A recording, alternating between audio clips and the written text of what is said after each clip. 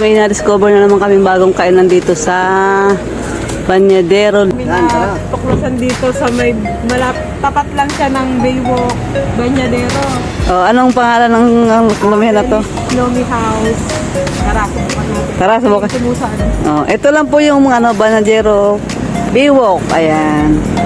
Ito yung Banyadero Baywalk. Ito lang po yung Peli Lomi House. Masarap daw dito kaya tikman natin.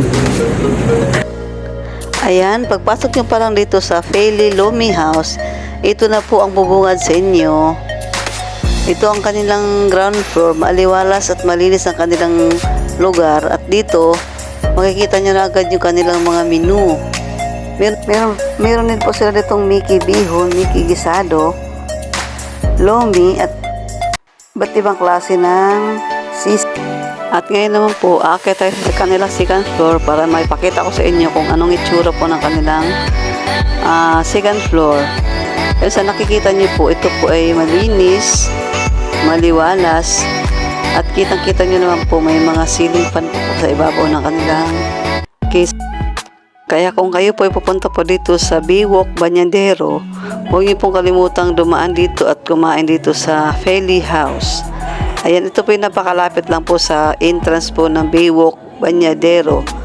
Sa kaliwang side lang po, makikita nyo na agad yung kanilang building, Peli Lomi House.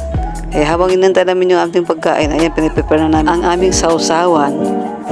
Ayan na guys, ang aming Lomi. Ayan, Lomi na Peli Lomi. Ay, meron din sila dito pansit bihon at pansit gisado.